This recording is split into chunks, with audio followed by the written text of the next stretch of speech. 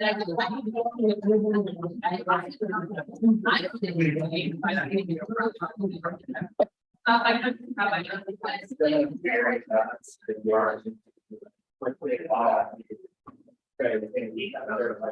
Shabbat Shalom, everyone. It's good to see you all here. The faces today are very exciting. So welcome to Congregation Beth Shalom. I'm Rabbi Ibn Goodstein. So we get these up a little bit more.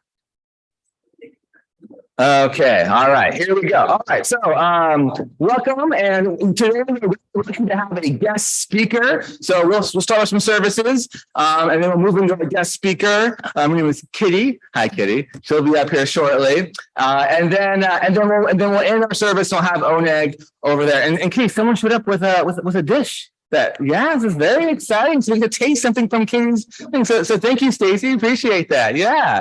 All right. So actually. But speaking of Stacy, I'm going to invite Stacy. She's our board president. She's going to come up here and she's going to let Shabbat candles, which is on page 120 of your prayer book if you want to follow along. Bring my prayer. You can have. That's yeah. I know, right? I have it all ready to go and everything.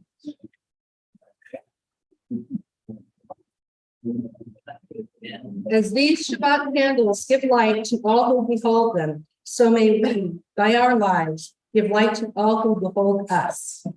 As their brightness reminds us of the generations of Israel who have kindled light, so may we, in our own day, be among those who kindle light.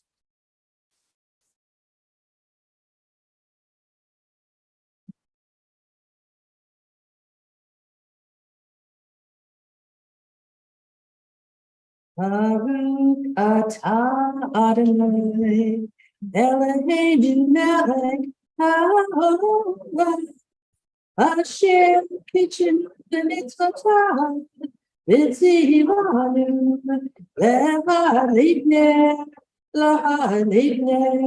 shel Shabbat. Thank you. We're now moving to page 128 for Hine Matov.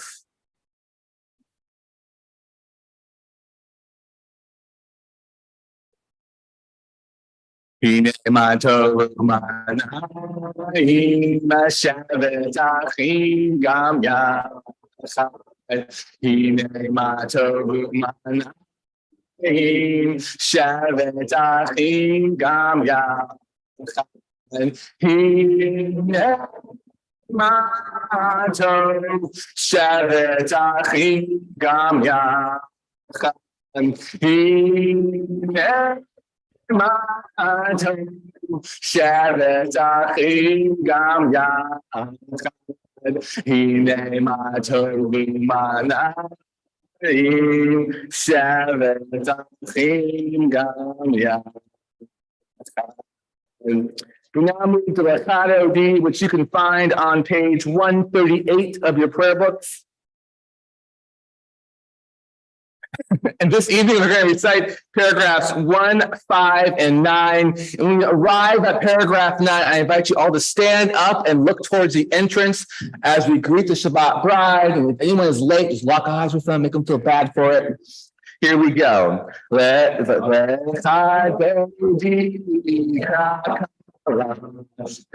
Shabbat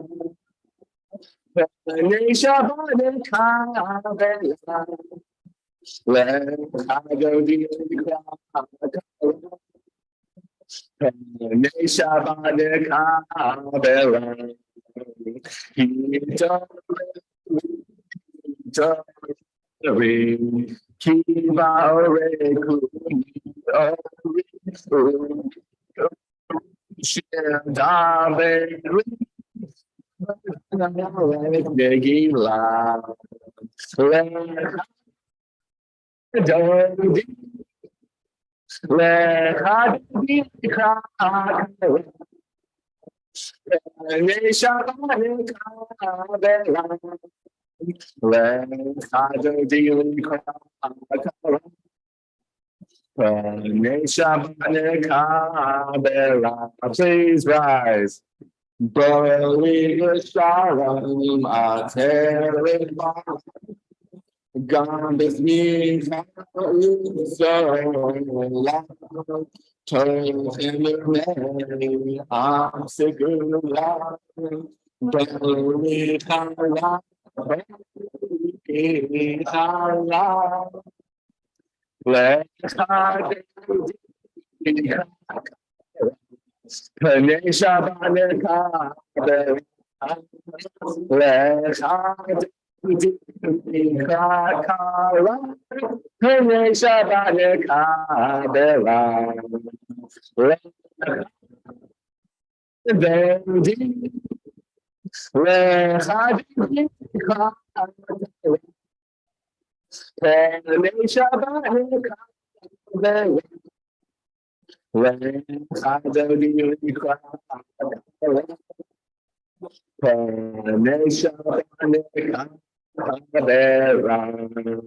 You may be seated.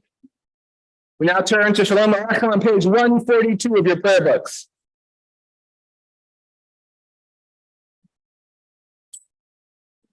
Shalom Aleichem, Malech,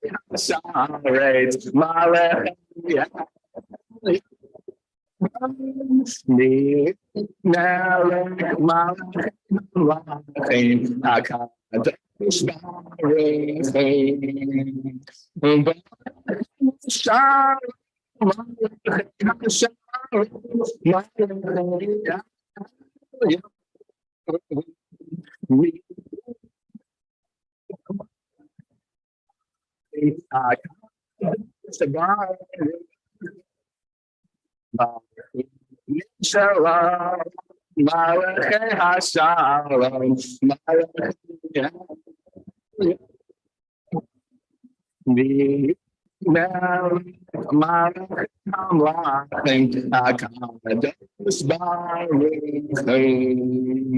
Say Shalom, Malachei Hashalom, We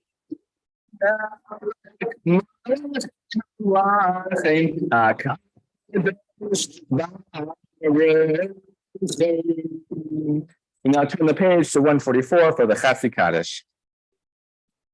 Yitkadav, Yitkadav, Shemei Rabbi, Bel Madi Vrachel, Teviam Lik Machutei, Bechayechom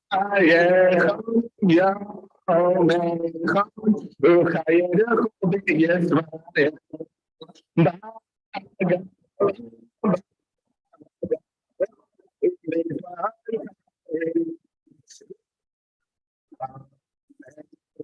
Yes.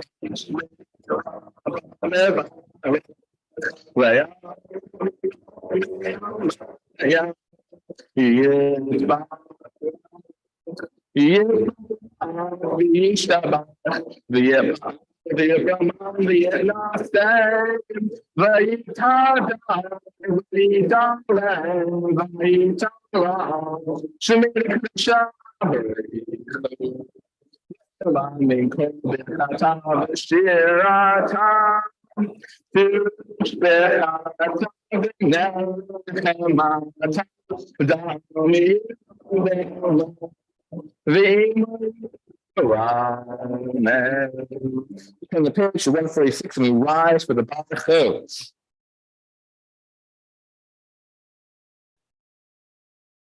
La la la la la la la la la.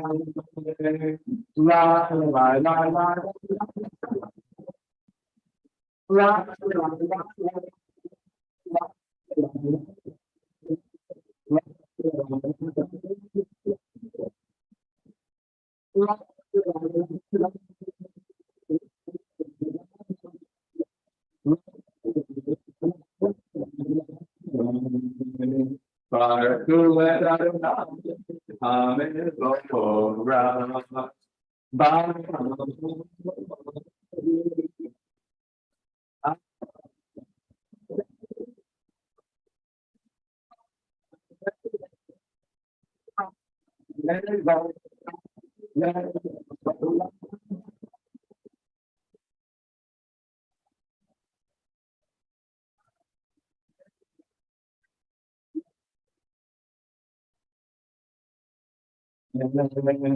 You may be seated. Okay, we're going to read together the English on the top of page 149. Praise to you, and I, our God, from whom the evening flows. Your wisdom sets the way in which time and season glide, and your breath guides the sails of the stars. Creator of the tide of time and light, you guide the current of day into night. As heaven spans to infinity, you set its course for eternity. Praise to you, and I, our God, from whom the evening flows. Baruch atah Adonai, Hamariv Aravim. I'm now going to continue on page 151 and read the English on the bottom part of that page.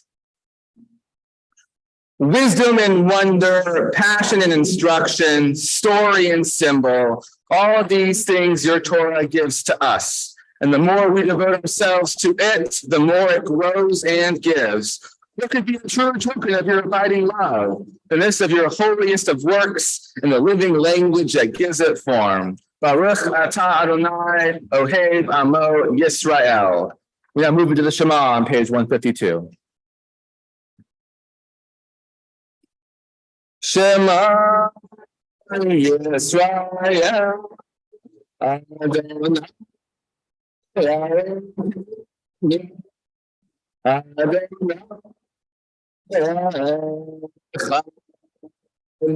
Baruch Shem Kivah Malachuto Leolam Ba 154. V'ahavta et Adonai Elohim b'chol nafsecha ובכל מאודיך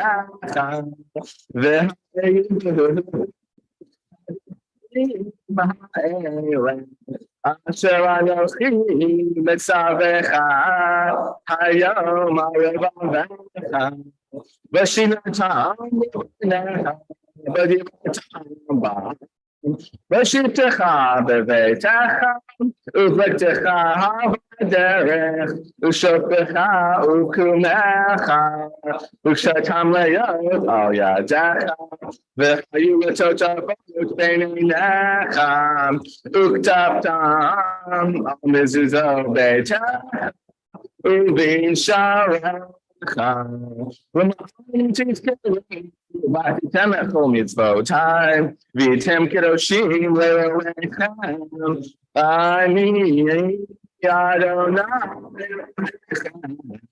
אשר הוצאתיכם מארץ מצרים להיות לכם לאלוהים אני אדוני אלוהיכם.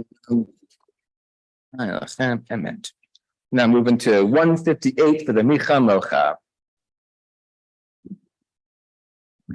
La la la la la la la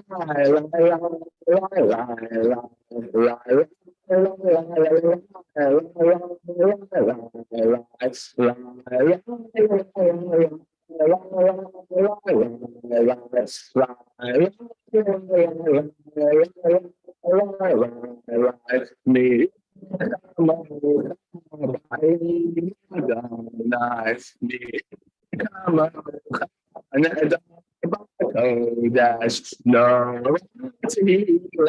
oh say Bella, no let us say Bella, la la la la la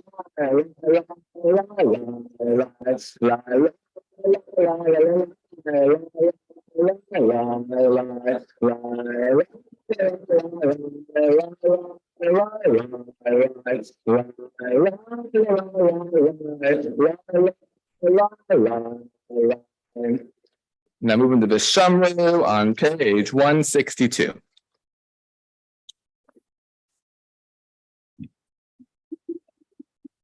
Vishamru Israel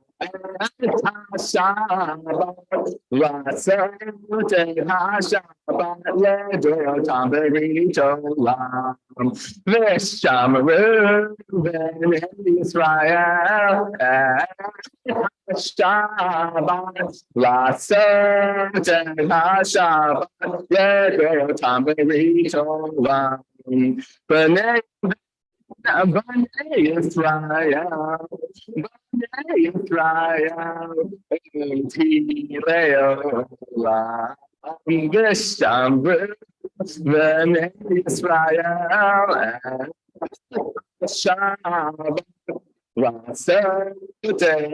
Shabbat Ledotam Beritolam Ki Sheshet Yamim Asadonai Asadonai Et HaShamayim V'Etayetz V'Shamru V'nei Israel Shabbat Lasot HaShabbat Ledotam Beritolam Uvayom Shvi Shabbat Vayinafash Shabbat Vayinafash Shabbat Vayinafash Veshamru V'nei Israel Shabbat Lasot HaShabbat Ledotam Beritolam. Now move over to the Amidah on 164. When you arrive there, I invite you to stand with me.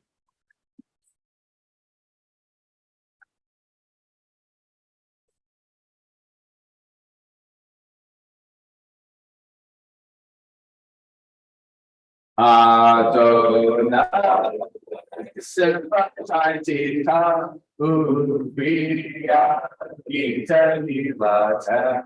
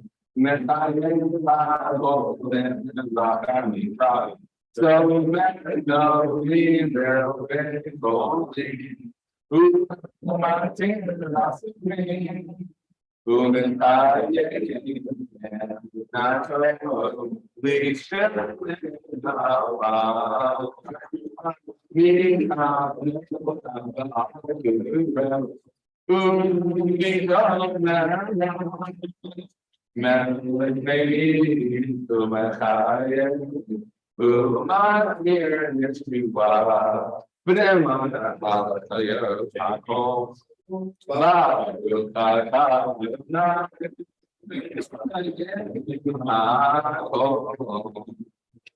continue silently until page 180. You may be seated whenever you like.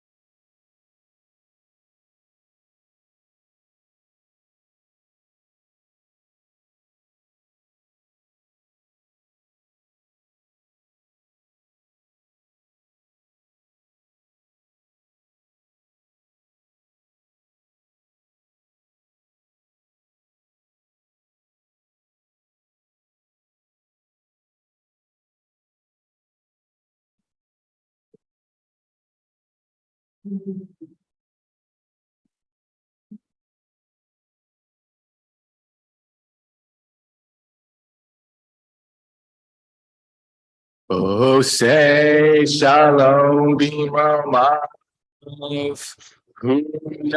Say shalom aleinu. Ve'yakov Yisrael. V'yimru. Amen. Oh, say shalom b'mamav. Say shalom aleinu. Ve'yakov Yisrael. V'yimru. Amen. Yeah, say shalom. Yeah, say shalom. Shalom aleinu. Yaakov Yisrael. Yeah, say shalom. Yeah, say shalom. Shalom aleinu. Yaakov Yisrael. Yeah, say shalom. Yeah, say shalom. Shalom aleinu. Israel. Yeah, say shalom. Yeah, say shalom. Shalom aleinu. Yaakov Israel.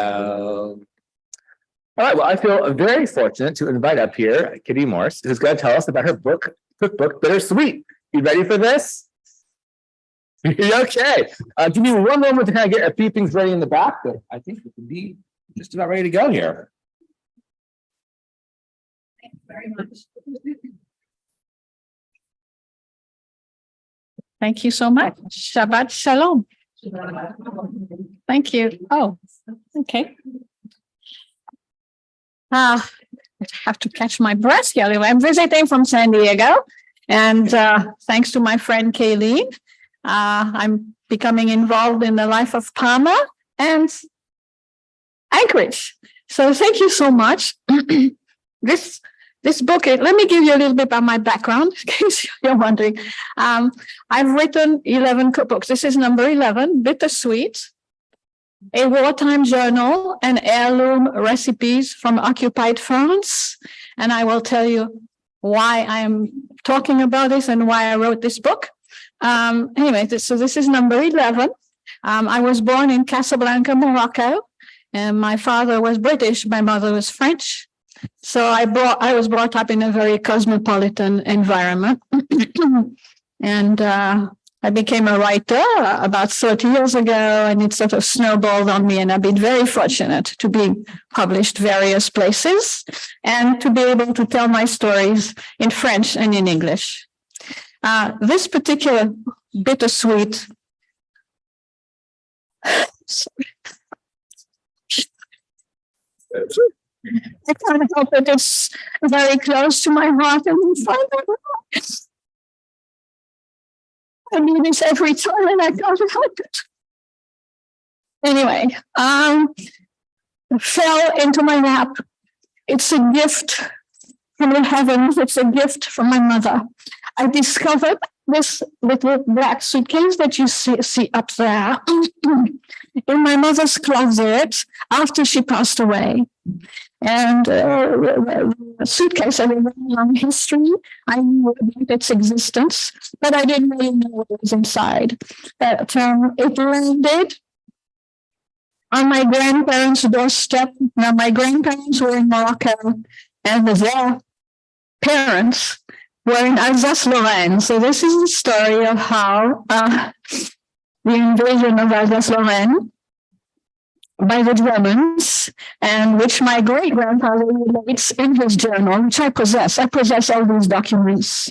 So after I have spoken about them and brought them out to the public, I will look for a worthy place to donate, send, and make sure that they are saved for posterity. But the little suitcase landed on my Algerian grandfather's doorstep in Casablanca in 1944. And it came wrapped in brown paper bag, brown paper, with no return address. So I don't know who sent it to Morocco after the war. The gist of it, of course, is that the great-grandparents in Alsace-Lorraine died at Auschwitz. And of course, all this is complete new surprise to me, because I was not in those circles. I was not brought up. I grew up in Casablanca with half French, half English and Arabic, and it was a very cosmopolitan environment. So the suitcase made it to my mother from her father. And my mother was, of course, in the United States. I live in San Diego, and when she died, I went to her closet, emptied her things, and I found this little black suitcase. And so I knew there was a suitcase, but I had no idea what was inside. So I took it back to my own home and I put it up on the shelf, because I thought, I'm sure my mother left documents in there, but I don't really need them right now. I'll use the document. I put the suitcase when I feel like it. I just didn't have... I don't know how to call it. Just I knew it was a suitcase. I had to take care of it, because it had already been from France to Morocco, from Morocco to the United States, and now in San Diego. So I'm preserving this, but I have no idea what's inside. And the inspiration came just before COVID. I'm perusing TV, and I fell on C-SPAN. And it happened to be January 27th, I think, 26th, 27th, which I had no idea, was the anniversary of the liberation of Auschwitz. Really, I was not brought up in all this history and background and even religion, because my father was Anglican, and I grew up in a Muslim country. I did have Jewish relatives, and so we went from one to the other. We celebrated the Muslim, the Jewish, the Christian. I mean, it was part of the family. Nobody batted an inch. That was Casablanca at the time. And I listened to this man who is standing in front of the ovens at Auschwitz. And I'm fascinated with what he has to say, because I really never had heard someone talk about the Holocaust in that way. And he ended his talk His name is Marian Tursky, and you're probably familiar with him. He is a Holocaust survivor, and going around the world, I think, talking about the Holocaust and making sure that the memory stays alive. So here I am listening to Marian Tursky, and at the end of his speech, this is really what got to me. He said we should make up an 11th commandment. And the 11th commandment should be, we cannot remain indifferent. And right there was like, I was struck by lightning, and I didn't quite know what indifferent and what I was, but I cannot remain indifferent. It's the unfairness that really got to me, from my point of view. And so I thought, well, it's start of COVID, I needed a project just published, so I had just finished promoting my 10th book. I had a name, but people did not know it was a suitcase. I put it on the floor of our bedroom. And so I opened the suitcase, and the first thing that I see is what you see up on the screen. It's a picture of my great-grandmother, who is my namesake. My mother named Blanche, and this is my great-grandmother, and Alsatian great-grandmother, because I also had a Moroccan Algerian great-grandmother. So that Algerian side of the family is Sephardic. And I wrote a book actually on the cuisine of the Moroccan Jews. And this is a whole new world of Ashkenazi history in France that I had no clue about. So I could not remain indifferent. I opened the suitcase, and here is a picture, if you can see it, of my great-grandmother Blanche in a typical traditional Alsatian costume. If you have been to Alsace-Lorraine, or if you've seen French books, it's typical traditional costume of the Alsatian women. They have this huge, big black bell. They're absolutely iconic. I mean, the French are in Alsace, yeah, this is how they dress, and this is how they eat, and this is how they speak, because it's so close to the German border. Many Alsatian families spoke both German and French, and also a dialect of German mixed with French. So I continue this. Blanche. Underneath, let's see, how do I do it? Hang on a minute. Am I doing it? I'm sorry. Rabbi, help me. I'm clicking, and this is this. It was working. Which one do you click? This one. Okay, so here, this is a press photo. But anyway, I opened the suitcase, and in it I found pictures of the period. Now this is the end of the 1890s, and of course World War I, because the end of the story is World War II in Auschwitz, but the beginning is World War I. And so my husband and I were researching this, we were juggling World War II. So family pictures, and my great-grandfather's Prosper journal relating the advance of the Germans going down to World War II, because this is what it was in suitcase. The advance of the Germans between December 1940 today. So I started reading the journal, and of course I find out all about the terrifying times and tragedies of that particular war, 1914, because the Germans December 13, 1914. I'm sure that the Germans, they must be stolen. We got the suitcase in Casablanca, which you see here, and no clue who sent it. No clue. So I find this excuse me. In addition to my great-grandfather's journal, I find two little notebooks filled with Blanche, my great-grandmother's recipes. And I was stunned. I've written 10 books. I found this. What do? I'm a writer. And I had sworn I would never do another cookbook again. But when you don't get in the cookbook business, it's true.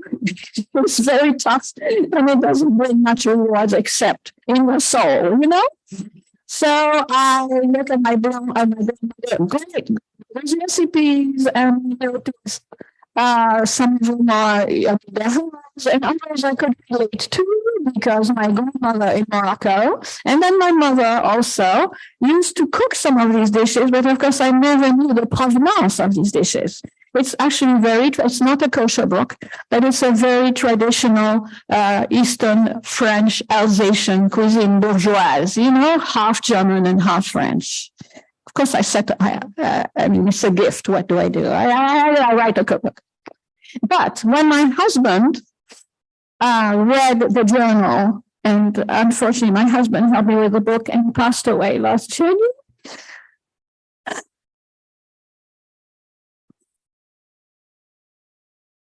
He became totally immersed in the journal, and I swear he channeled my great-grandfather.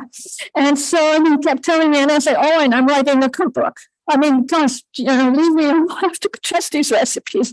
And he said, "You have to put Prosper's journal in there. You have to put Prosper's journal in there." So I spent 3 months translating the journal into English. And of course, I had to translate the recipes as well and test them for the American kitchen. So believe me, they work. Anyway, Blanche in her Alsatian costume. And this is the back, which I like to show because at that time, first of all, they spoke a German dialect, and this is taken in Hagenau. And at that time, Hagenau was in Germany. Now it's French.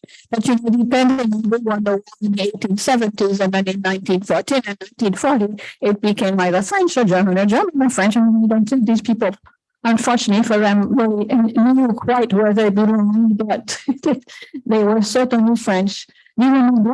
Great-grandparents, the photo also in the suitcase. And what's interesting about them is that my great-grandfather was a butcher, and he supplied meat to the armies of Napoleon III. Because around Chalon-sur-Marne, Chalon-en-Champagne, which is 2 hours south of Strasbourg, if you've been to Strasbourg, Nancy, Reims, the Battle of Verdun took place about 50 kilometers from where they were. And of course, Verdun in World War I is where my great-grandfather practiced. I mean, he was saving lives on the battlefield half the time. So Verdun was very present. And they supplied meat to the armies of Napoleon III, who had created this huge camp, which still exists. Because as an aside, I went there in May and I saw everything my great-grandfather talks about. I visited. I mean, it was just a trip that really took my heart out. So there he is, living a life. The butcher shop still exists now, except it's a pastry store. Okay, it was called a pastry shop. Pastry, what am I trying to say? Pastry shop? I can't forget. I'm getting confused and I'm tired. I'm sorry. The name is Nemark, and Nemark, of course, is Newark. So possibly they surely came from German origin, if not Poland. I don't know that. So the butcher shop. Gosh. Okay. There we go. And he's standing in front of his butcher shop. But this person saved my life, took me under his wing when I got to Chalon-sur-Marne. Now, the town my mother was born in is called Chalon-sur-Marne, except in the year 2000, the city fathers decided they were changing the name to Chalon-en-Champagne, in Champagne, because this is the heart of the Champagne region. If you drink real champagne in the United States, it comes from the area around Chalon-en-Champagne. And this gentleman, I got a hold, we met on the internet when I was doing research, because he is a historian of Chalon-en-Champagne. And all he does is write books. He researches history about Chalon and its inhabitants and whatever. Back to the Gauls, back to the Romans. This is a very historical area of France. And we met. And of course, they had never really had a person like me coming from America who speaks French and who brings them back to the place where they started, all the documents from one of the families that was, taken to Auschwitz. I mean, it was to them like a treasure, and they also obviously want my documents. I may send them back there, but I'm not quite sure. So his name is Bruno Malti. And he took me around all the sites in Chalon, on Champagne, and around where my great grandfather practiced, lived. I saw it all. The map here I found on Etsy. It's a map of Chalon in 1907 on Etsy.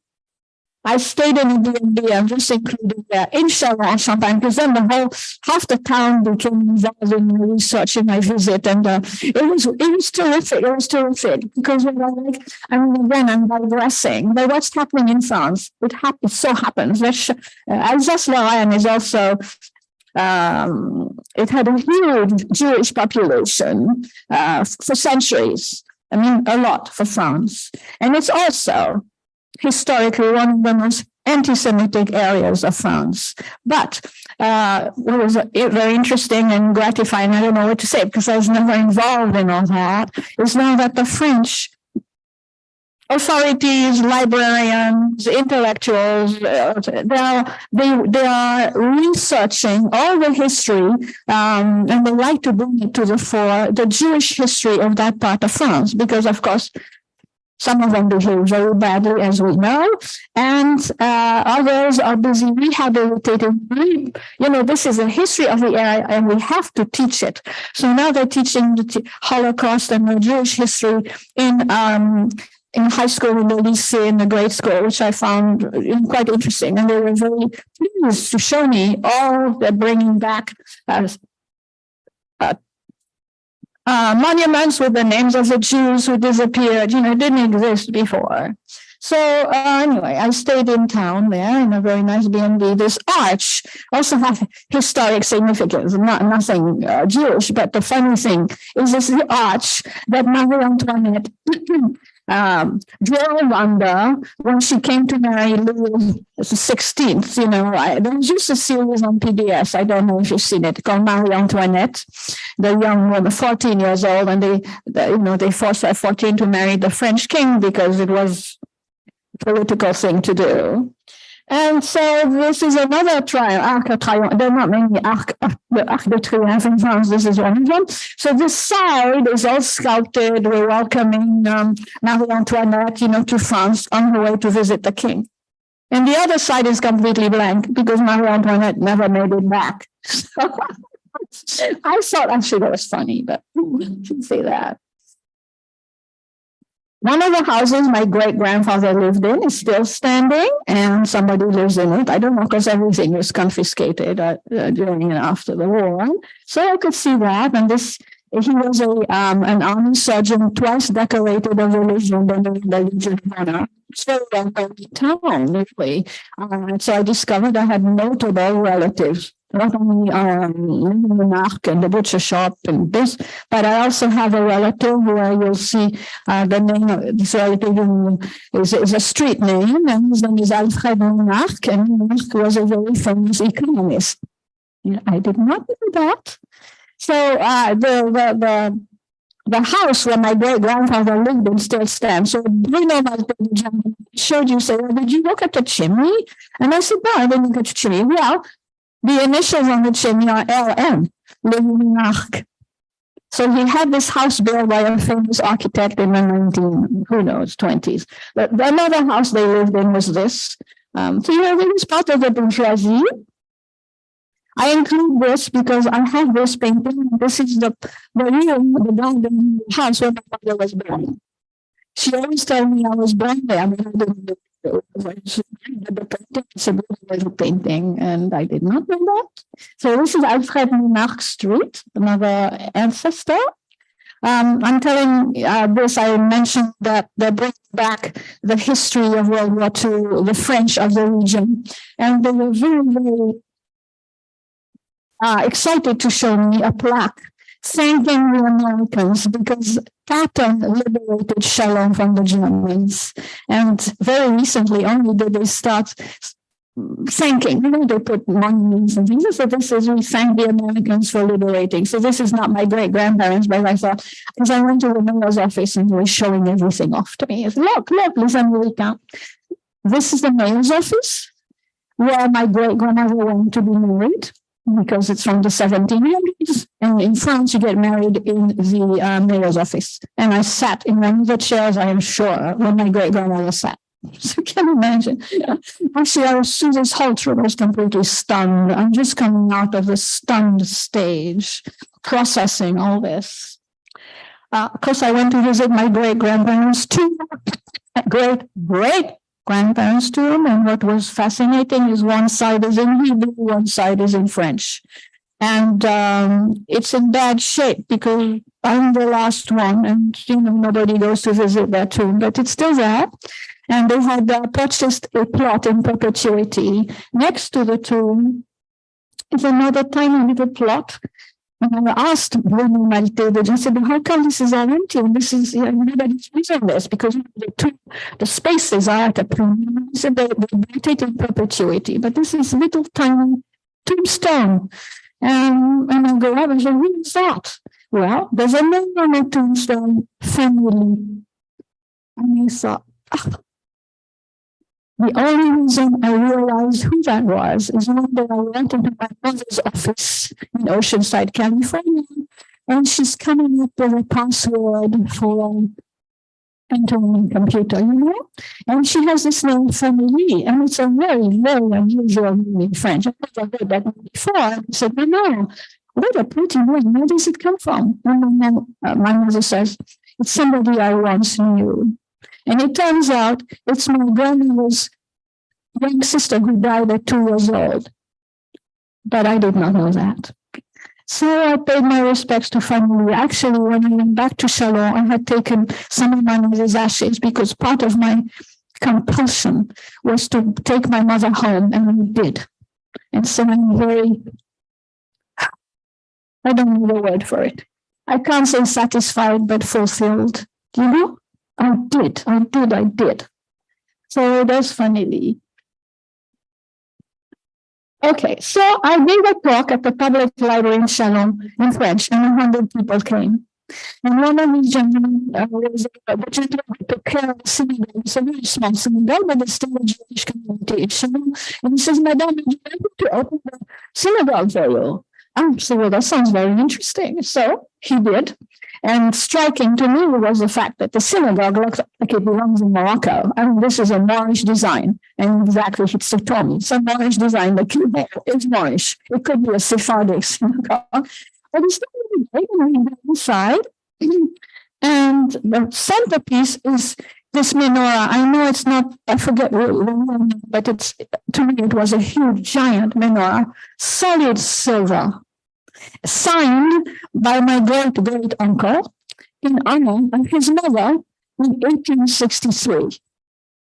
And it turns out, it turns out he gave a lot of things to the synagogue, and including, so it's marked here, Levine Mark, and 1863. And a lot of the implements in the synagogue. This is fascinating to me because I did not know that in French synagogue, you say a prayer to the French Republic. You thank the French Republic. In the library, this is the library of Chalon. So I gave my talk. The library is called the Pompidou Library, library, and they were thrilled to have me tell the story. My great-grandfather's journal is, that's what it looks like, 120 pages, written in a script. It could have been written by ants. No, because they didn't have any paper, So we use everything and tiny writing. I can read it, I understand, but it's too much for my eyes. So what I did not know, and my mother did, in 1981, without telling me, she transcribed the whole journal, typed it up, and put it in a suitcase. She saved me 3 months of translation. And so there's another gift from my mother. So my grandmother here is a little girl, and Blanche is the great-grandmother. So, I have to tell this story because I keep repeating myself. These people had a roof. They were known. They were pillars of the community there. They were no longer there, and they were treated like, as you know. So I just feel it's my compulsion to talk about it. Anyway, Prosper is on the left, the doctor, my grandmother sitting down, and Blanche, they're leading a French bourgeois life. Again, cousins I don't know who disappeared. Blanche as a young woman, and Blanche, white-haired, as an old lady. Now this has a story, because I managed to get into that garden. I went and I saw and I felt and I smelled and I saw the trees where they would spend their holidays, which is now, of course, occupied by somebody else. Sorry, I don't know what I'm doing here. Okay. And Prosper on the right in his army uniform, because he was, of course, an officer who actually gave up his commission during the Dreyfus affair. This is another story. For 8 years, he was so furious.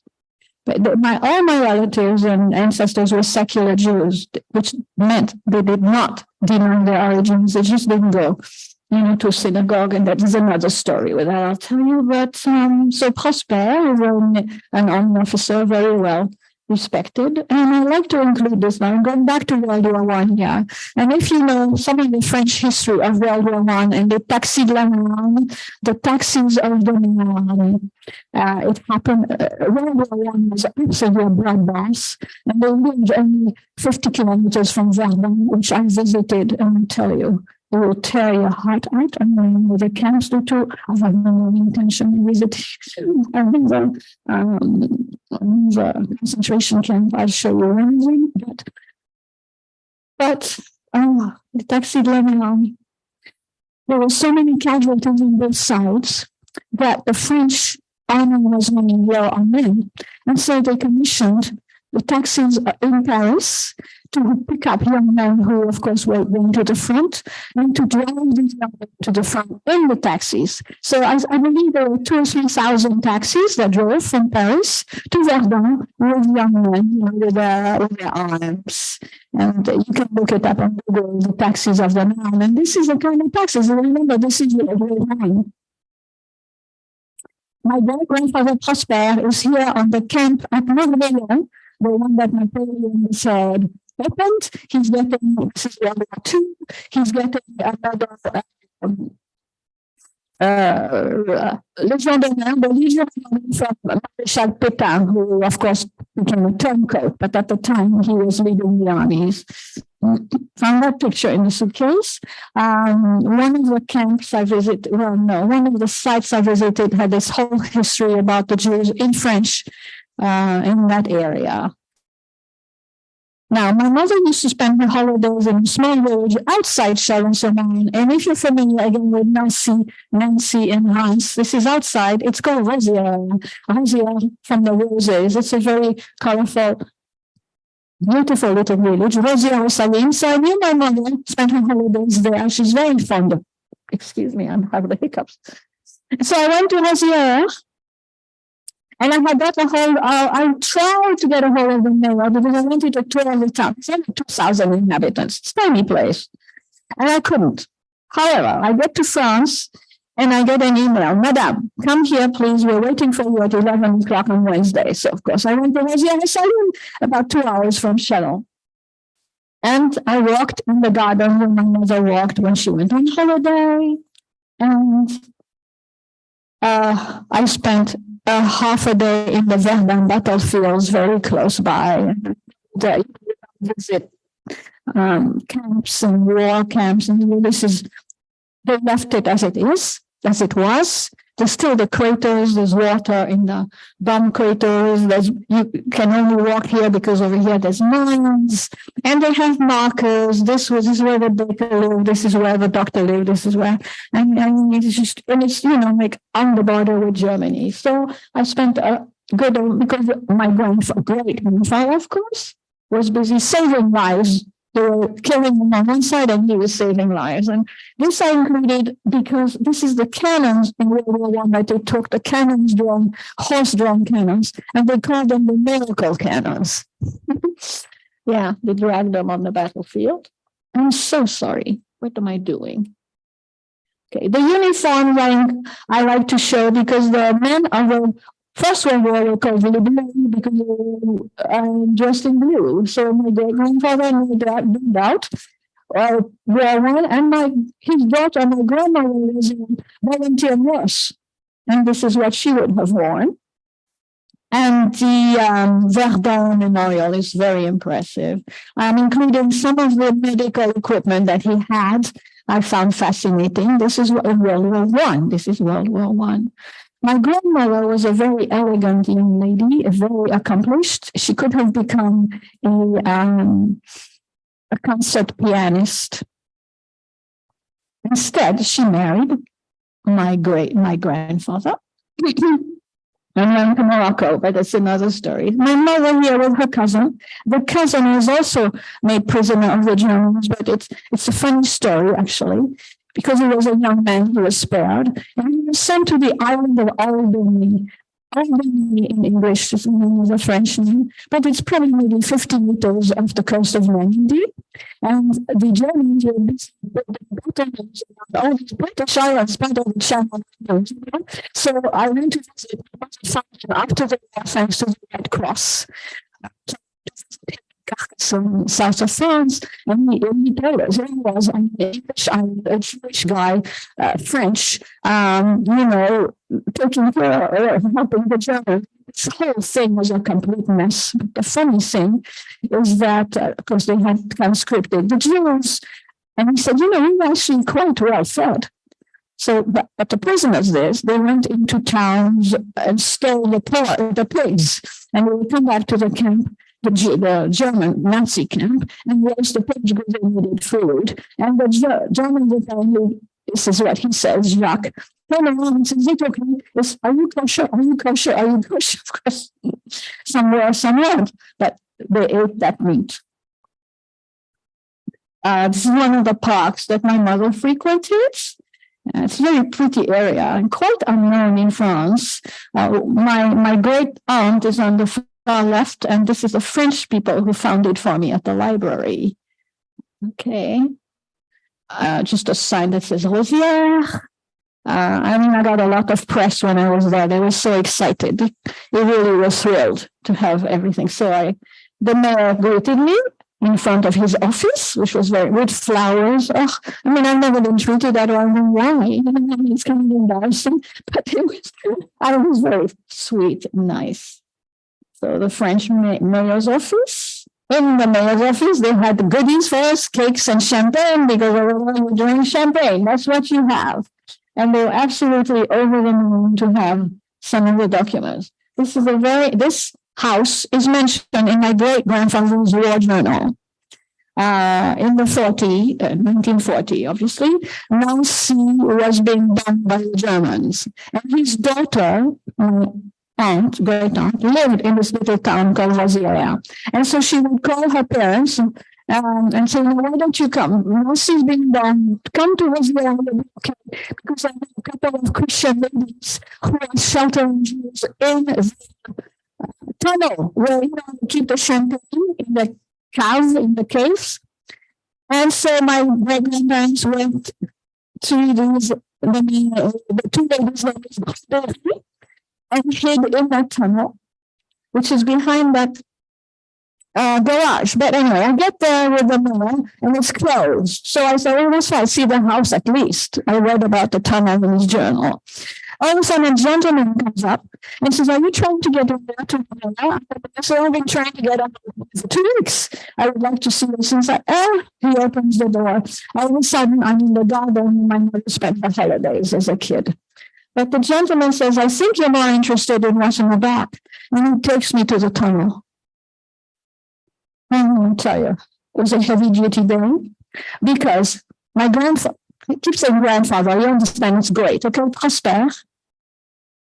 in his journal says, we went to the rendezvous and in the tunnel hid the priest and kids and Jews and Christians and whoever was trying to not be bombed by the Germans.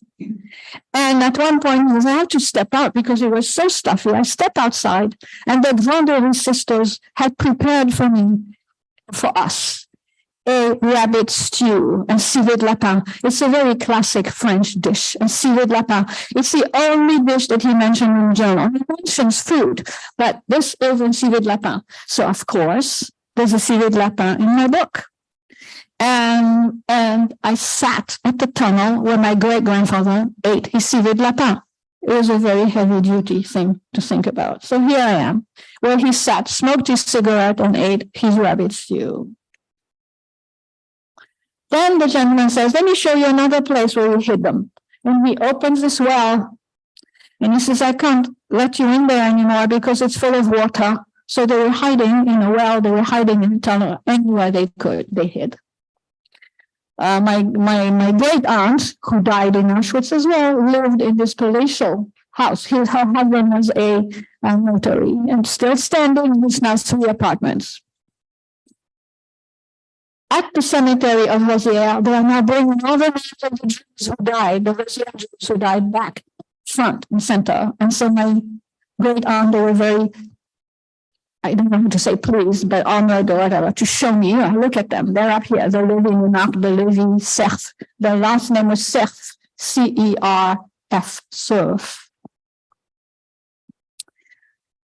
They're now commemorating the areas where the Jews were rounded as a memorial, rounded up. And there's a very, very moving memorial here. Erev. Now, this is another story. I have in my possession a letter that Blanche, my great-grandmother, wrote from this camp. It was a holding tank from the French. The French, held Jews and just handed them to the Germans, some of them. But again, as you know, another story. So my great-grandmother was taken there in Erev, which is right outside Nancy. And I have a letter from her that with the return address of Erev, asking for food and clothing from the front of hers. And please write to barrack number 15 at our Erev camp. And I thought, geez, I drove into Erev camp. It's an minimum security prison, but this is where she was held because they were held before they were sent to Drancy. The family Drancy. It was the big camp outside Paris where they gathered all the Jews, put them on cattle cars, and sent them to Auschwitz. And she was there, and the letter she wrote was written the same day she was sent to Drancy. Another map of Chalon or Nancy, a Nancy sanctioned postcard. If you did not follow the rules, nobody would send your postcard to anyone. So it says to you, are you well? Yes. Do you need food? Yes or no. Are you sick? No. That's all it is. If you swayed from that, the Germans never sent you a card. So I have several of those cards, you see, struck. And here he's asking for food. He's sending this to his daughter in Casablanca in Morocco, saying, please, can you send us some sardines and some pasta and some things because we really need it up here. So I'm just including that. Now, my grandmother, whose name was Suzanne, married my grandfather, who was an Algerian Jew, therefore Sephardic, because the French side was Ashkenazi.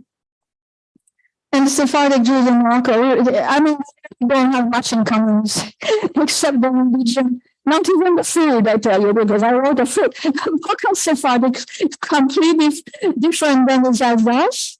And my grandfather was French, from Algeria, and he was a diplomat in Morocco in the 1914s, and he helped establish the protectorate, the French protectorate in Morocco. Morocco was French for 50 years, between 1912 and 1957. And I happened to live in Morocco during the independence, 1957, and my grandfather was at the beginning. And so my mother lived between France and Morocco, holidays in France, and we live in Casablanca, and that's what it is. And so in Morocco, they went up into the office, and my grandfather, who could speak Arabic and in Spanish and French, because he was from Algeria, was appointed to sort of tell the tribal elders in the Atlas Mountain, the French are coming, they're okay, he sided obviously with the colonialists, with the French. They're going to build you walls, which is true. They're going to build this and that. But, colonialism is what it is. However, he was the liaison because he could speak other languages.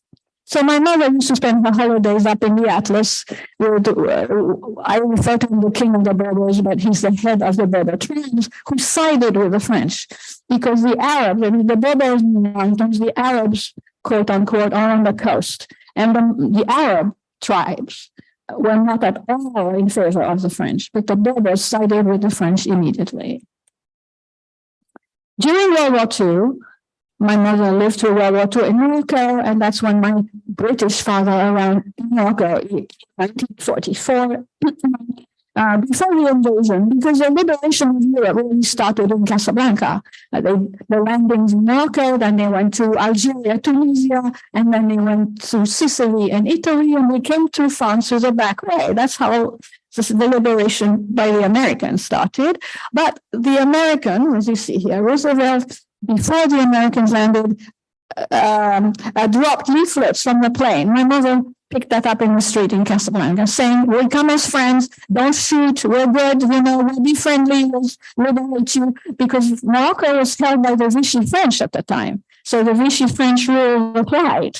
And so the Americans came and liberated, at least among others. My father, in his Royal Air Force uniform, who lied about his age to join the RAF, and he got to Morocco, went home very briefly after they met my mother, and fell in love with Morocco. My father lived in Morocco for 50 years, and he was instrumental in opening Morocco to the Western world, because he was an Englishman, and he was okay because he was not French. So we were always said in a protected area because we were not French, we were British, so we were okay. Okay. I think I'm digressing. You have to give me a time frame here. So after the war, World War II, my father, the British put on a liberation ball, and my parents got married, and there I am with my brother and my mother, who passed away about 5 years ago without giving me any of this information, I might add. I'm putting here a bottle of champagne because if you go to Champagne, you gotta drink champagne. And funny enough, I found a bottle of that particular champagne at Bevno. Do you have one up here? I mean, you can find it in the United States. It's expensive. It's kind of fun. The gentleman who helped me is on the right. He's got a fabulous face, Bruno Malte. I took my Canadian niece. I'm the last of the line in America. I have no relatives in America, but I do have 3 nieces and nephews in Vancouver, Canada, who don't speak French, know nothing about their French family. So I took my niece with me, and believe me, I could never have done this trip without help. It was very, very traumatic. So I'm showing you a page of the journal. And this is what I had to work with. I mean, putting the book together took 3 years. So I translated the journal. It's in my book. In the suite, the first part is the pure translation of Prosper's journal. But you see how every single inch is used, is written on, and it's very fascinating. He's a very good writer. So in others, I'm showing you a postcard, his retirement benefits. So this is what Prosper did. And you'll read it in the journal if you get the book.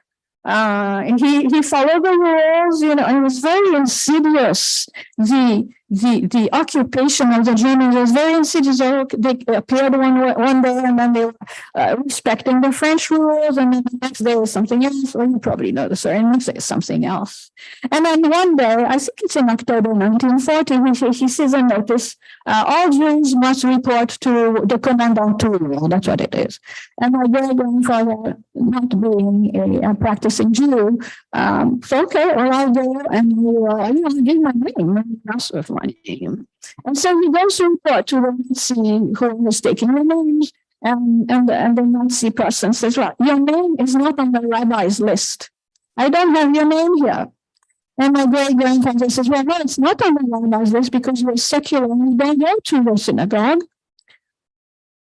So he gives them his name.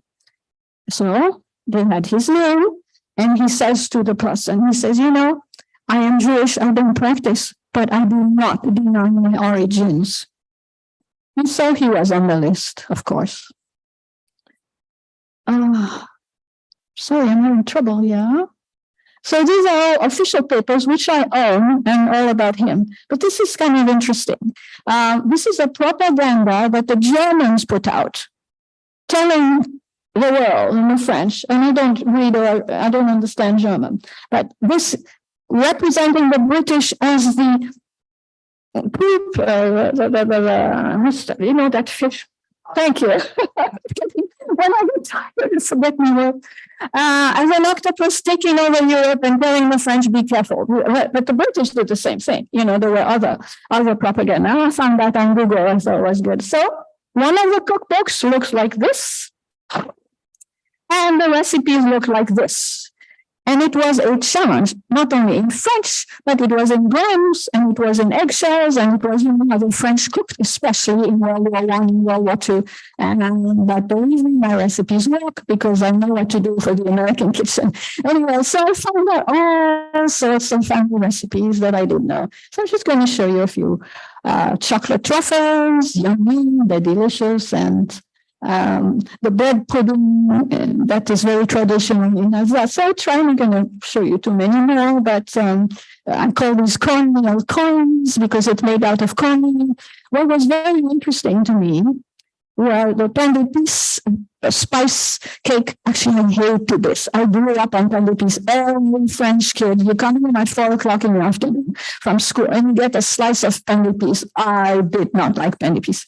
But it's in my book because I made Blanche's pain d'épices. So you see what I had to work with. Crepes filled with walnut cream, which we made from scratch, my husband and me. We tested and photographed. And the clafoutis of cherries, because cherry is an iconic fruit of Alsace. They drink also kirsch in Alsace. So I won't keep you very long here, but anyway, you get the idea. And so my husband and I spent 3 years on the book and tested every recipe, styled every recipe, and photographed every recipe because it is my compulsion to memorialize these people who disappeared for no reason whatsoever besides being Jewish. So I'm a mouthpiece. I'm going to stop here because if you see the book, you'll see more of it. But in essence, this is the story of my French family. The Sephardic family was fine in Morocco because the king of Morocco at the time, Mohammed V, you know, there's long been a tradition of Jewish history and how should I say? I mean, Jews have been in North Africa since the destruction of the Second Temple. And so 2,000 years of Jewish history all over North Africa. But Morocco in the Atlas Mountains, if you visit, there are grottos, little grottos that used to be little synagogues for the Berber Jews. And the only difference between the Berber Muslims and the Berber Jews was not even the dress. They dressed alike, they sang alike, they had the same poetry, they had the same food, they just had different religion, but everybody really lived in harmony for a very long time until the 60s, and you know, things started happening in Israel, and then they became embroiled in all sorts of political things I won't go into. But there was a very long Jewish history in North Africa, and in the late 60s and even 70s, I mean, I remember Mohammed V, he told the French, the Vichy, he said, okay, I'm kind of your puppet here, but you're going to leave my Jews alone. These are my Jews. So my grandfather, Moroccan, Algerian grandfather, kept telling the French, come to Morocco, you'll be safe. It's okay, come on down. Their daughter said, you know, this room is great. They lived in Marrakesh. It was a great life. And Prosper especially said, why? And many Jews of that time, especially educated Jews, I mean, he says so in there. Why should I leave? I'm French. I'm a military officer. I've been here for, you know, my ancestors have been here for 200 years. I just happen to be Jewish. What can happen to me? And so I learned this was a line among, especially educated Jews. Why am I going to leave France? I'm French. So I'm stopping here. Thank you so much.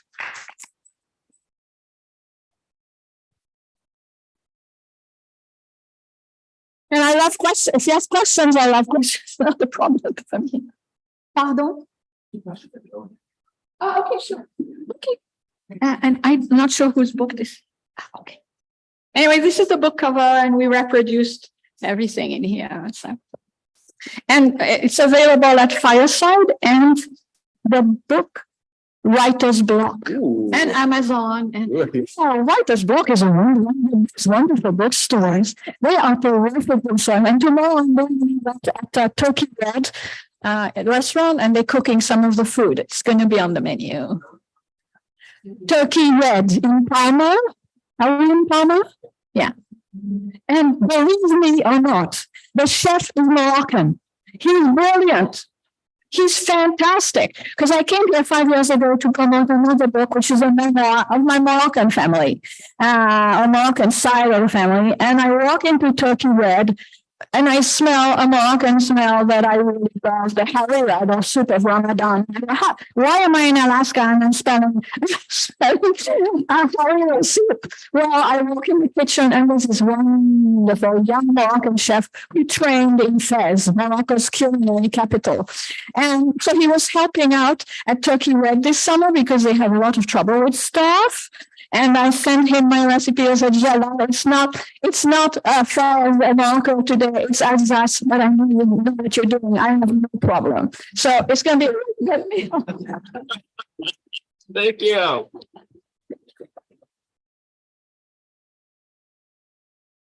right, y'all. For the next few minutes, we're going back into our prayer book. We're going to move to the Elenu on page 587. When you arrive there, I invite you to stand with me.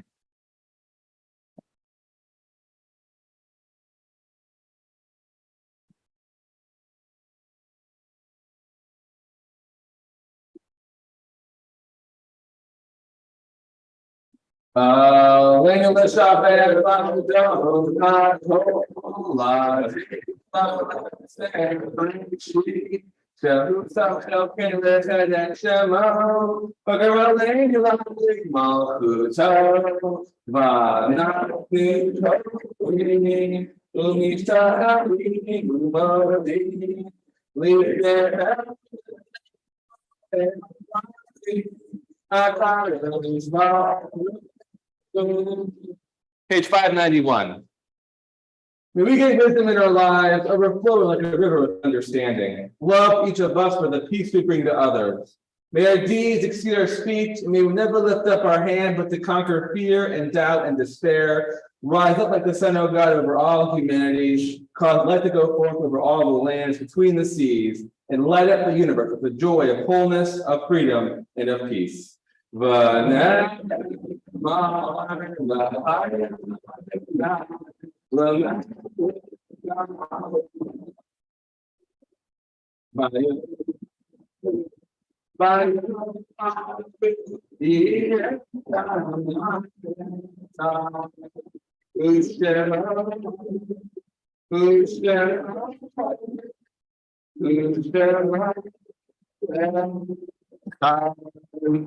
We now turn to the Morse class on page 598.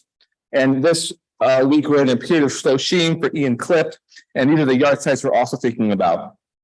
Michael Arnovitz, Nellie Bloomfield, Mariana Clift, Seymour Gould, Ruth Gould, Eugene Mannheimer, Beatrice Sanzone, Sam Tyker, and John Willis. If there's someone who you were thinking of or mourning for, please feel free to say their names out loud or in your hearts as my hand crosses the room.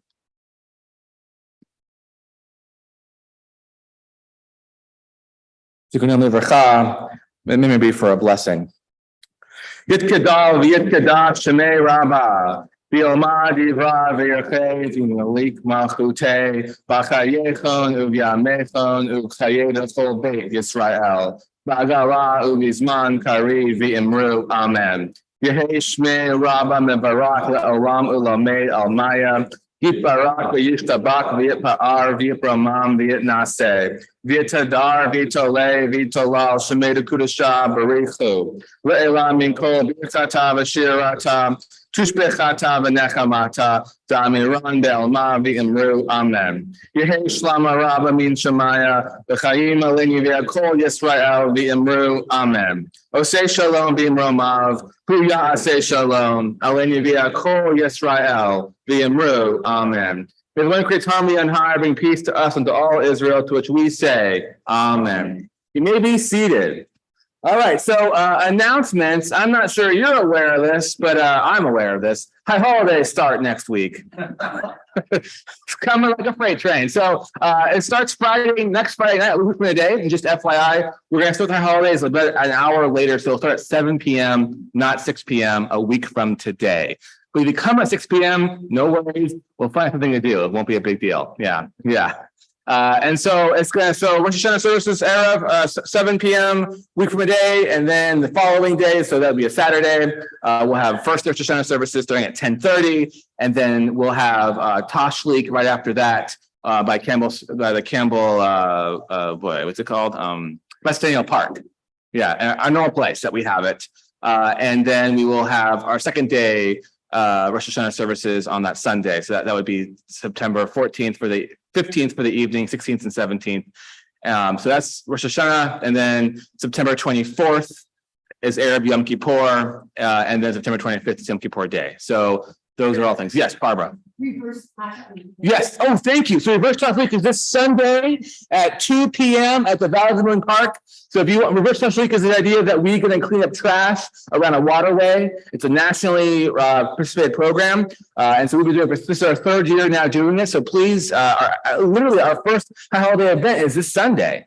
So I appreciate if you all come. I'll be there. It'll be really exciting. So there'll be food and there'll be some fun. And yeah, so for Reverse Tashlik, 2 p.m. Valley of the Moon Park. Get ready to clean some trash. Thank you. And then I'm probably forgetting a ton of stuff. Anyone else want to tell me what I'm forgetting? Yes, Stacy. I want to clarify that we're not having anything Rosh Hashanah morning, but it's after Erev. Thank you. Yes. So because Rosh Hashanah falls directly on like Shabbat, which is actually kind of awesome for me. I really like it. We're going to have an oneg on September 15th. That's Rosh Hashanah, right? Is that, do I have that number? Yeah. So we'll have Rosh Hashanah services and Shabbat service all at the same time, and afterwards we'll have an oneg, and that's where we're going to have sort of our reception, our oneg, not first day Rosh Hashanah. Or does that make sense to everyone? Am I making sense? I hope I am. Yeah. Okay. All right. Yeah. And then the children's service will be the following day, that morning at 9, I believe, or 9:30. So that's all going on. There's a lot going on. We have everything is on our website, just right on the main page. Just go to frozenchosen.org and right away you'll see all the scheduled events that we have going on. It's a lot. We have a lot going on. So it's awesome. And there's so much to do. And I'm really hoping to see many of you and more of you next week, which we're all very excited for. What else am I forgetting? Anything else? Thank you. Religious school starts October 15th. Is the first day of religious school. We could use more volunteers. We could use more teachers. We could just use more volunteers for anything religious school. So Genevieve over here is our religious school director. So if you have any religious school thoughts, please go find her. She'll be happy to talk to you. Yeah. Yeah. Yes. All right. What else am I forgetting? Anything else? All I got is the holidays in my mind. That's all I have in my mind. Yeah. Yeah. So Wednesdays and Thursdays, there's our morning minion at 8:30 a.m. On Wednesdays, it's over Zoom. And on Thursdays here in this building. And then on Thursdays after the morning minion, we go out to Kava pancakes and have pancakes. I always joke, come for the minion, stay for the pancakes. So that's going on as well. We have that week. It's a weekly event that we have. Okay. Well, so I hope to see most of you here again Friday, and then please join us for reception or for ONEG right after this. And a big thank you to the ONEG committee, which makes our ONEG possible. And they work really hard on this. And so I really want to thank them for all that they do. Okay, moving over to our closing melody, or actually let's close with Misha Berach. That's how we're going to close. So let's move to page 371 of your prayer books for Misha Berach.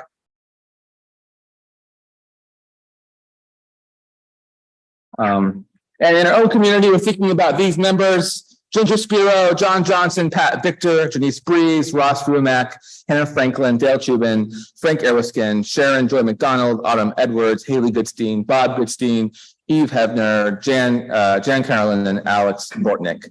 If there's someone you are thinking of, please feel free to say their names out loud or in your hearts as my hand crosses the room.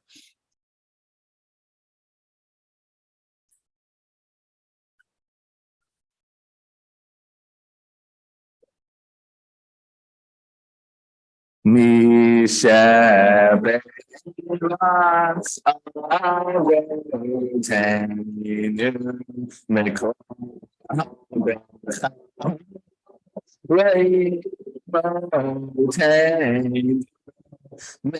the source of strength, who bless the ones before us. Help us find the courage to make our lives a blessing, and let us say, Amen. Me shall in my mountain, make all progress.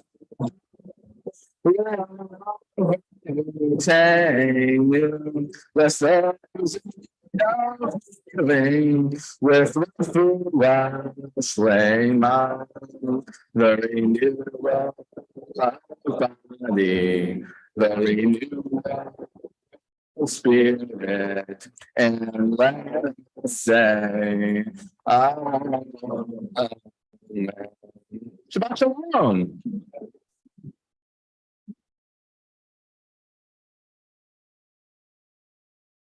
Where'd this come from? Oh.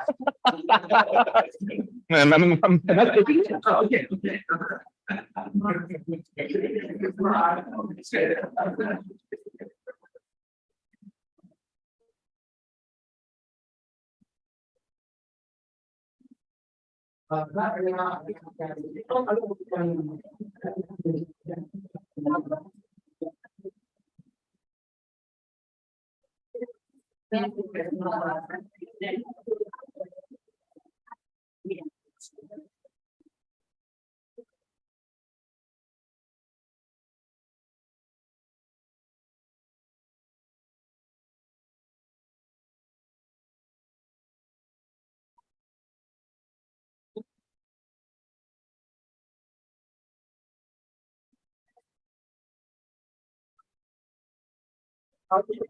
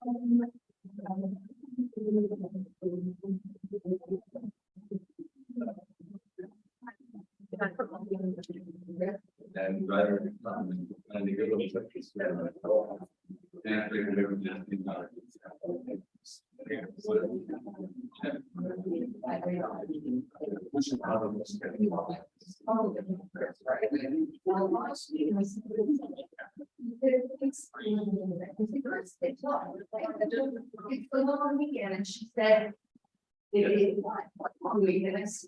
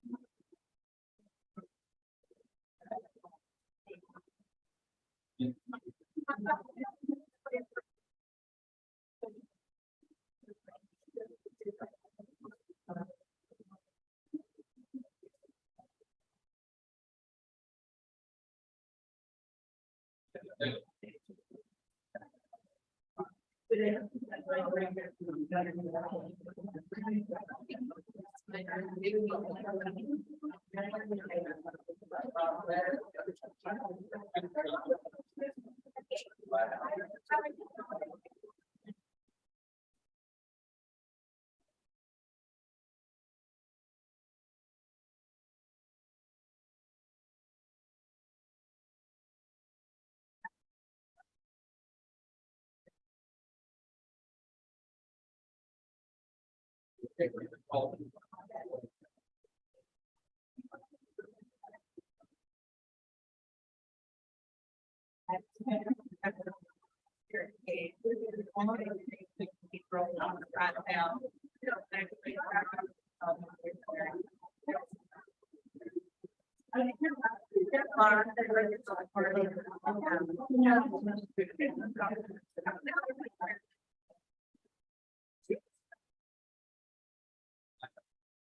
But yeah.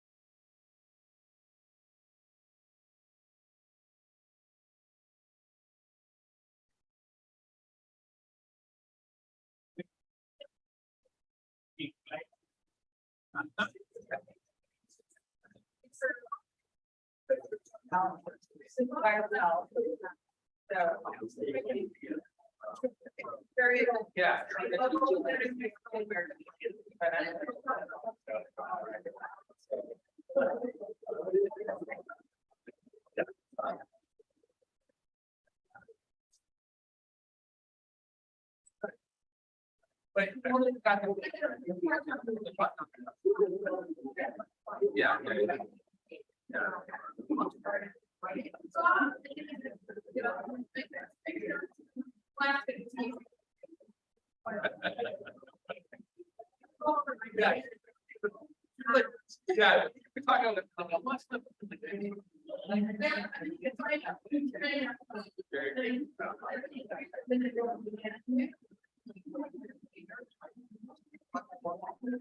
Some kind of sense of, yeah, yeah.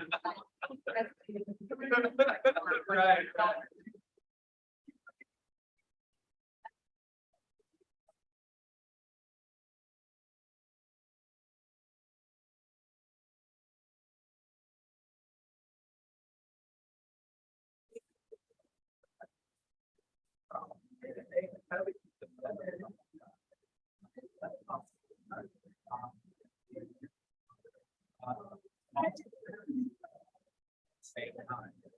Complicated thread.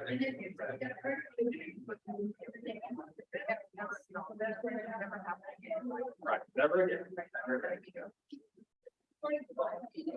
Yeah. I know, right? Yeah, I have I support Ukraine thing in my house. So that's not nearly enough, you know what I mean? Yeah.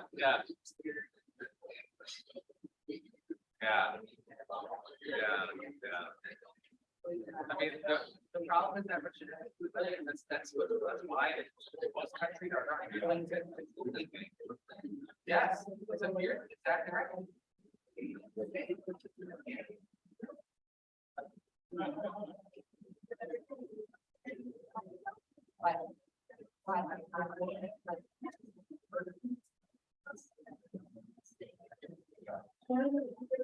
Right.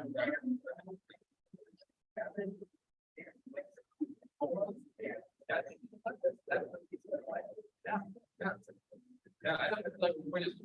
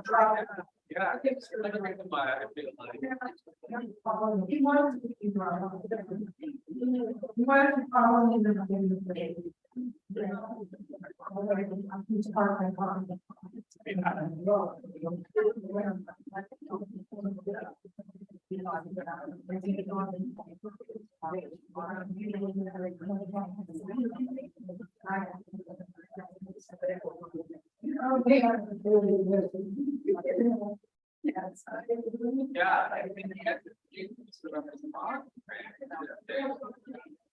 I guess small. I don't know. Yeah.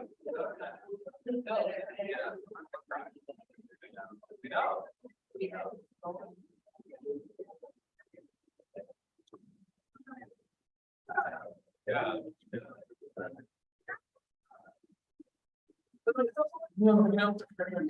Lots of that.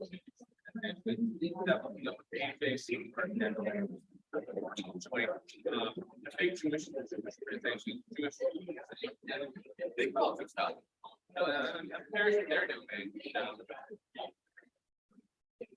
They're doing. I mean, like that's not everything. So we talk about it. We don't have. Now, when you kids are kids, like I don't know how like we'll probably think about it. There's no like real yeah.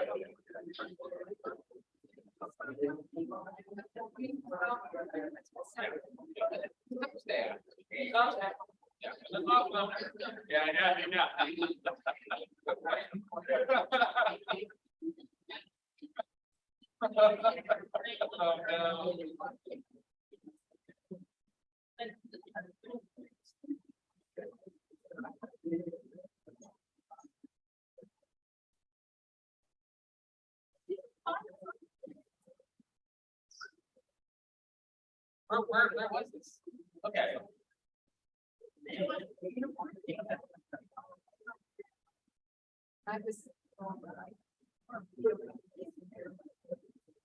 Right, yeah. Yeah.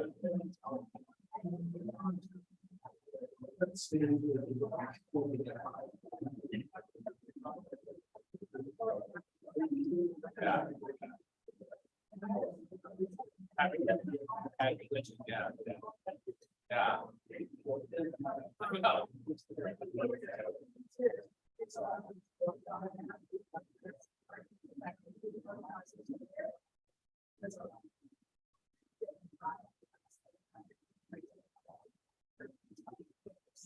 Yeah. Yeah.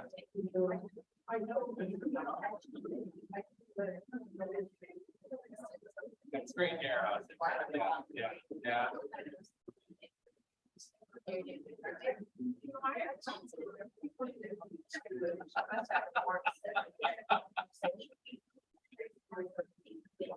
Yeah, yeah. Or whatever.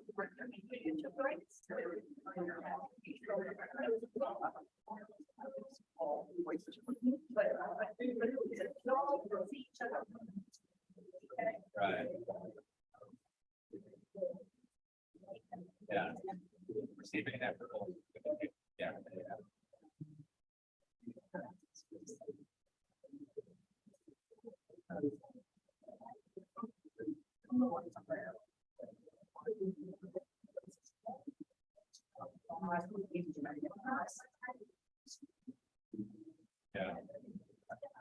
Yeah.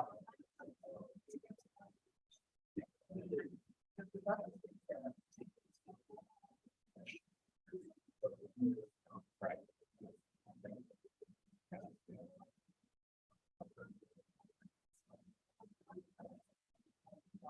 I think you know what you are.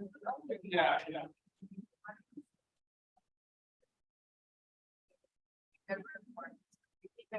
Yeah.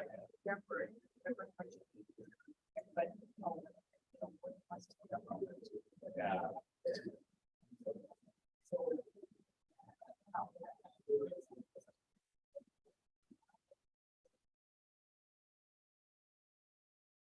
Oh, yeah.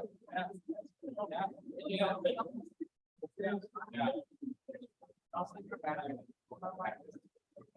I know, right? A little bit.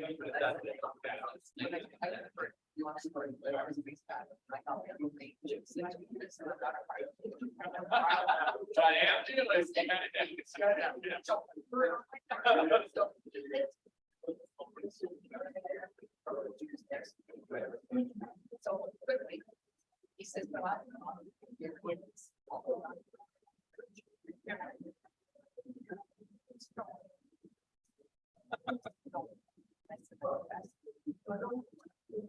Yes.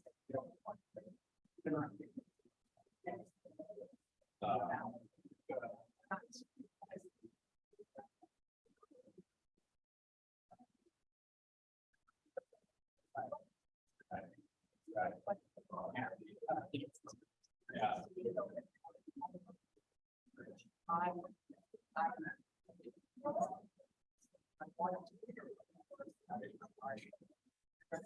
Maybe it's possible. All right, we'll say something more. Yeah. Yeah. Cool, take care. I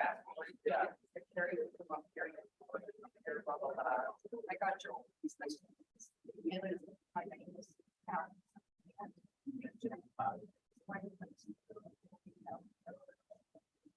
Where they sell them. Church.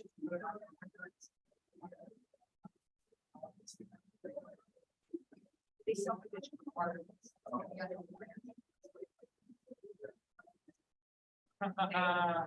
If you just said something, I could have typed up.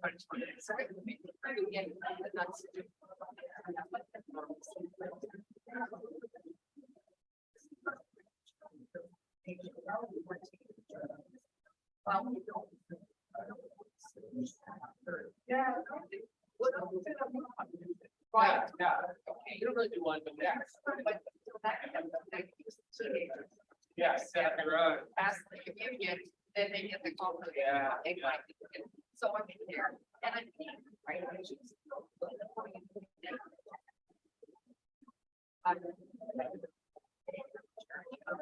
And I said, no, she's old. Church.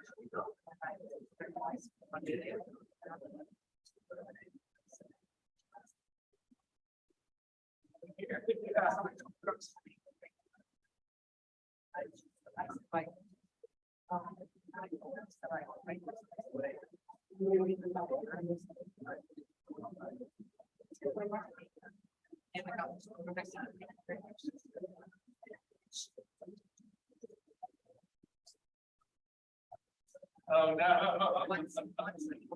Always a Catholic, yeah. Oh, yeah. No, like, it's so, but, so when you said, but. Yeah. You know.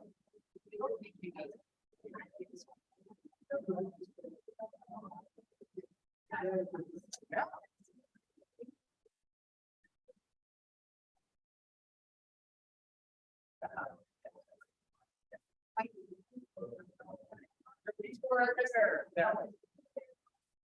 Yeah, it's fine, you're cool. No, that's fine. That is cool, yeah. Fire.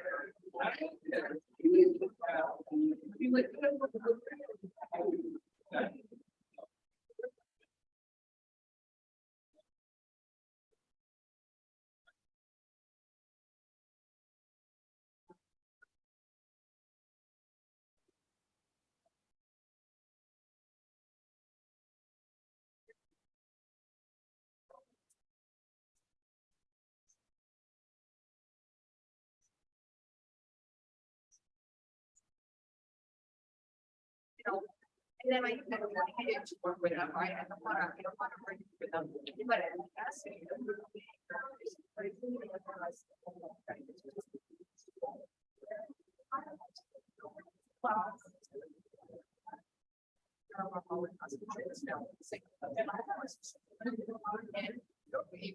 Sort of. He said. So like, I do.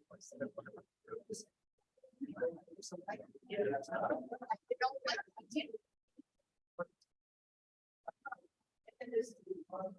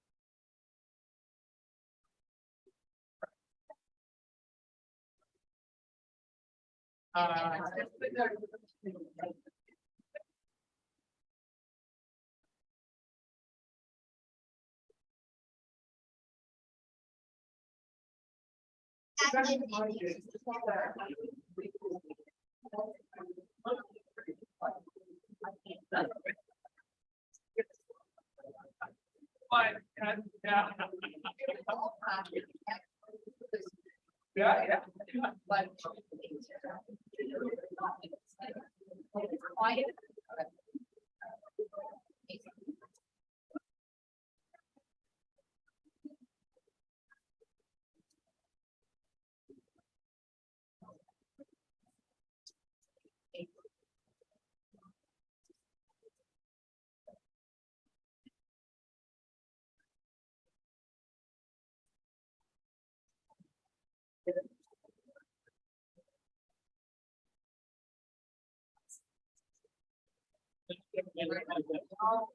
No.